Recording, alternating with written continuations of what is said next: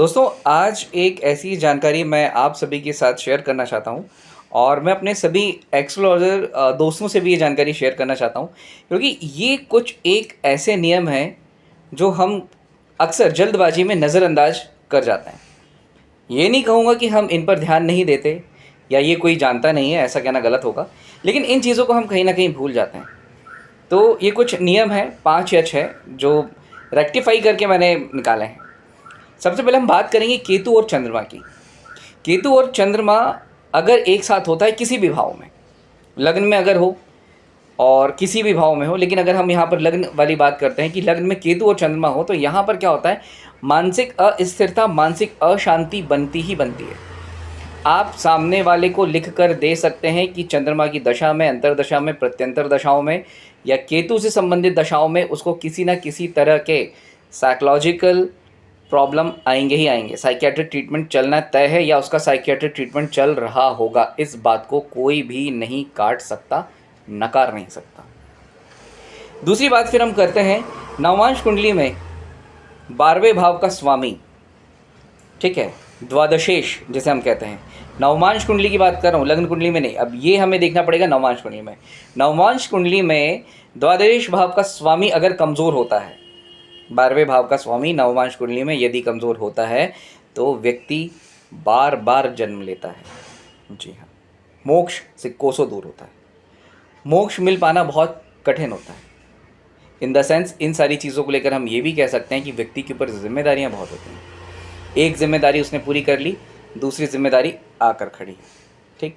फिर हम बात करते हैं लग्न में केतु का होना। आदमी के अंदर से ही परेशान है, वो खुद से ही दूर जाना चाहता है, डिजेक्शन। लग्न में केतु, आत्मा इस जन्म में खुद को खोज रही है, एक तलाश है, इंसान को खुद की ही तलाश है। बरसों बीत गए, सदियों हो रही हैं, उसे ऐसा महसूस होता है कि वो खुद को ही नहीं ढूंढ पा रहा है। क्या हो रहा है उसके साथ, ये चीज़।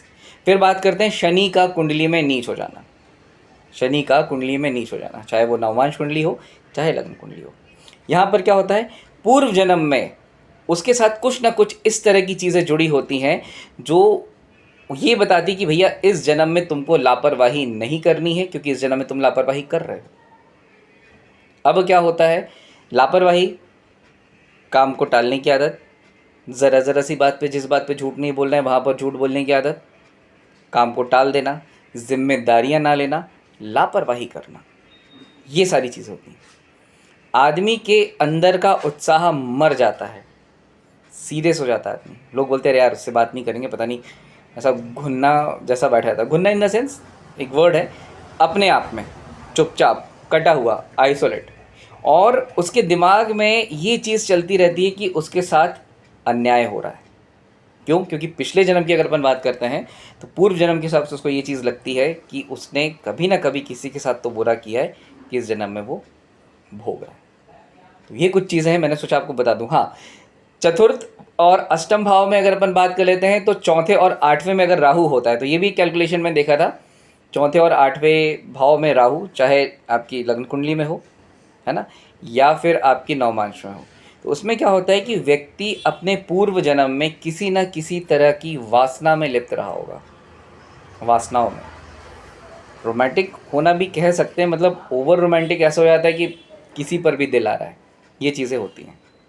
और एक चीज़ और बता दूं आपको कि द्वादश भाव में, 12वें भाव में अगर केतु आ जाता है, 12th Ketu, majority of the 50-55% कुंडली में मिलेगा आपको। अब 12वें भाव में अगर केतु आ जाता है तो उसका ऐसा रहता है कि वो पिछले जन्म में किसी तरह की साधना में जुड़ा था, मन लगाने में जुड़ा हुआ था, लेकिन अब नहीं मन लगा पा रहा है। तो ये एक दिक्कत आ जाती है। और आदमी का जो खर्चा होता है, रहस्यमय चीज़ों में ज़्यादा खर्चा होता है। मतलब वो खर्च कर देगा, रात में आकर ऐसा बैठेगा, ऐसा सोचेगा, बोले यार मैंने खर्च कहाँ कर दिया, क्या किया क्या नहीं किया, हिसाब नहीं लगा पाएगा। उसको बोलो कि लिस्ट बनाओ, अच्छा आज क्या क्या खर्च किया, एक भी चीज़ ऐसी नहीं निकलेगी जो काम की हो उसके खर्चे में शामिल हो। नहीं, कोई चीज़ अच्छी भी खरीदेगा तो वो चीज़ लाकर अच्छे से रख देगा, सजा कर रख देगा, 1-2 दिन बाद उसका मोल ख़त्म, कोई लेना देना नहीं। 12th का केतु यही एक चीज़ बताता है कि पूर्व जन्म में किसी तरह की कोई साधना या एक मेडिटेशन रहा हो या फिर कोई एक चीज़ रही हो जिसका उसने त्याग कर दिया हो। मेरा सभी से निवेदन है कि यदि हम कुंडली देख रहे हैं, किसी की कुंडली का विश्लेषण कर रहे हैं, ओवरऑल कर रहे हैं, तो सभी एस्ट्रोलॉज़र दोस्तों से मेरा एक निवेदन है कि ये पॉइंट अक्सर हम छोड़ देते हैं, है ना? हम सिर्फ क्या करते हैं, मतलब हम सिर्फ क्या, हर कोई क्या करता है, कुंडली देखता है, लग्न देखता है, सप्तम भाव देखता है, बीमारी वाला भाव देखता है और कैरियर का देखता है, पंचम देख लेता है शिक्षा के लिए। यहाँ से वो प्रिडिक्शन करना शुरू कर देता है। बहुत अच्छी बात है, यहाँ से आप आदमी की प्रिडिक्शन का 50% बता सकते हो, लेकिन इन टॉपिक्स पर जो मैंने आपको बताया ख्याल रख देंगे तो 90 to 95% आपकी प्रिडिक्शन सही साबित होगी। कोई आपकी प्रिडिक्शन को काट नहीं सकता। तो ये वीडियो आपको कैसा लगा मुझे बताइएगा। जितने भी जो दोस्त लोग सीखना चाह रहे हैं, सीखते हैं वीडियो को, ये चैनल सब्सक्राइब कर ले हमारा।